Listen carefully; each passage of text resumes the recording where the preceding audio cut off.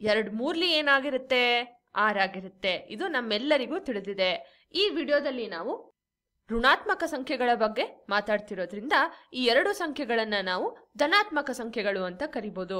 2 ಧನ ಸಂಖ್ಯೆಗಳನ್ನ ಗುಣಿಸಿದ್ರೆ ನಮಗೆ ಸಿಗುವ ಗುಣಲಬ್ಧ ಬಂದು ಮತ್ತೊಂದು ಧನ ಸಂಖ್ಯೆನೇ ಆಗಿರುತ್ತೆ.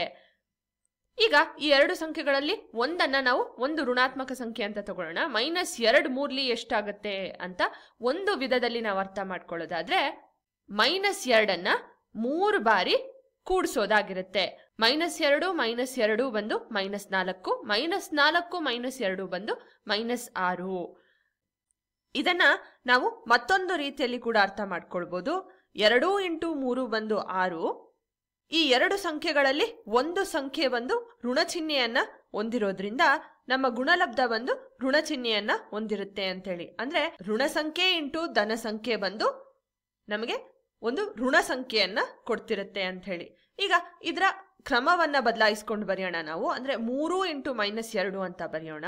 ನಮ್ಗೆ ಈಗಾಗಲೇ ತಿಳಿದಿದೆ 2 × 3 ಬಂದು 6 ಆಗಿರುತ್ತೆ. ಅದೇ ರೀತಿಯಲ್ಲಿ 3 × 2 ಕೂಡ 6 ಆಗಿರುತ್ತೆ ಅಂತ ಹೇಳಿ. ಆಗಿದ್ದಾಗ -2 × 3 -6 ಅನ್ನು ಕೊಡ್ತಿದೆ. 3 × -2 ಕೂಡ ನಮಗೆ -6 ಕೊಡಬೇಕು ಅಂತ ಹೇಳಿ. ಧನ ಸಂಖ್ಯೆ ಮತ್ತು ಋಣ ಸಂಖ್ಯೆಯ ಗುಣಲಬ್ಧ ಕೂಡ ನಮಗೆ ಮತ್ತೊಂದು ಋಣ ಸಂಖ್ಯೆಯನ್ನೇ ಕೊಡುತ್ತೆ. ಒಟ್ಟಾರೆ ಹೇಳೋದಾದ್ರೆ 2 ಸಂಖ್ಯೆಗಳಲ್ಲಿ ಯಾವುದಾದ್ರೂ ಒಂದು ಸಂಖ್ಯೆ ಋಣಾತ್ಮಕ ಸಂಖ್ಯೆ ಇದ್ರೂ ಕೂಡ ಅದರ ಗುಣಲಬ್ಧ ಬಂದು ಒಂದು ಋಣಾತ್ಮಕ ಸಂಖ್ಯೆನೇ ಆಗಿರುತ್ತೆ. ಈಗ 4ನೇ ಪ್ರಕರಣವನ್ನ ನೋಡೋಣ. 2 ಕೂಡ ಋಣಾತ್ಮಕ ಸಂಖ್ಯೆಗಳಾಗಿದ್ದಾಗ ಇದು ಈ 3 ಪ್ರಕರಣಗಳಿಗಿಂತ ಸ್ವಲ್ಪ ವಿಭಿನ್ನವಾದದ್ದು ಮತ್ತು ಪರಿಕಲ್ಪನೆ ಮಾಡ್ಕೊಳ್ಳಿಕ್ಕೆ ಕಷ್ಟವಾಗಿರೋದು. ಹಾಗಾಗಿ ನಾವು ಈ ವಿಡಿಯೋದಲ್ಲಿ ಇದರ ಪರಿಚಯವನ್ನ ಮಾಡ್ಕೊಳ್ಳೋಣ.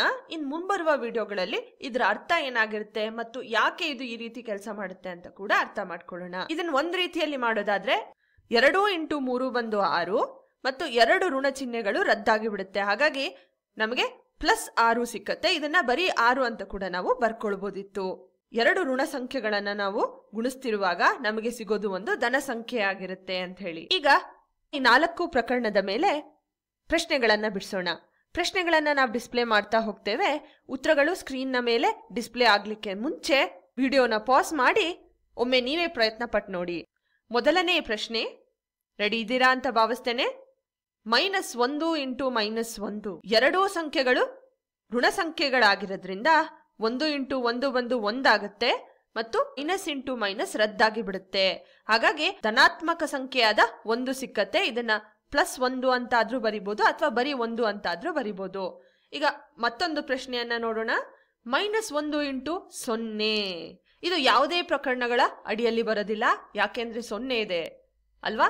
ಹಾಗಾಗಿ -1 × 0 ಏನಾಗುತ್ತೆ? 0ನೇ ಆಗಿಬಿಡುತ್ತೆ. ನಾವು ಯಾವ್ದಾದ್ರೂ ಸಂಖ್ಯೆನ 0 ಜೊತೆ ಗುಣಿಸ್ತಿದ್ರೆ ಗುಣಲಬ್ಧ ಯಾವಾಗ್ಲೂ 0ನೇ ಆಗಿರುತ್ತೆ. ಹಾಗಿದ್ರೆ 0 × -783 ಏನಾಗಿರ್ಬೋದು? 0ನೇ ಆಗಿರುತ್ತೆ. ಈಗ ಒಂದು ಒಳ್ಳೆಯ ಪ್ರಶ್ನೆಯನ್ನ ನೋಡೋಣ. 12 × -4 ಇದರಲ್ಲಿ -4 ಬಂದು ಒಂದು ಋಣಾತ್ಮಕ ಸಂಖ್ಯೆ. ಹಾಗಾಗಿ ಇದರ ಗುಣಲಬ್ಧ ಋಣಾತ್ಮಕ ಸಂಖ್ಯೆನೇ ಆಗಿರ್ಬೇಕು. 12 4 48 ಒಂದು ಸಂಖ್ಯೆ ಋಣಾತ್ಮಕ ಸಂಖ್ಯೆ ಆಗಿರೋದ್ರಿಂದ ಗುಣಲಬ್ಧ ಕೂಡ ಒಂದು ಋಣಾತ್ಮಕ ಸಂಖ್ಯೆ ಆಗಿರುತ್ತೆ. ಮತ್ತೊಂದು ಪ್ರಶ್ನೆಯನ್ನ ನೋಡೋಣ. 3 7 ಇದು ನಮ್ಗೆ ಈಗಾಗಲೇ ತಿಳಿದಿತ್ತು. 3 7 21 ಎರಡು ಕೂಡ ಧನಾತ್ಮಕ ಸಂಖ್ಯೆ. ಹಾಗಾಗಿ ಗುಣಲಬ್ಧ ಕೂಡ ಒಂದು ಧನಾತ್ಮಕ ಸಂಖ್ಯೆನೇ ಆಗಿರುತ್ತೆ. ಕಡೆಯದಾಗಿ -5 × -10 ಏನಾಗಿರುತ್ತೆ? 2 ಸಂಖ್ಯೆಗಳು ಋಣಾತ್ಮಕ ಸಂಖ್ಯೆಗಳು. ಹಾಗಾಗಿ ಮೈನಸ್ ಮತ್ತು ಮೈನಸ್ ರದ್ದಾಗಿ ಬಿಡುತ್ತೆ. ಹಾಗಾಗಿ ನಮಗೆ ಸಿಗೋ ಉತ್ತರ 5 × 10 50 ಒಂದು ಧನಾತ್ಮಕ ಸಂಖ್ಯೆ ಆಗಿರುತ್ತೆ.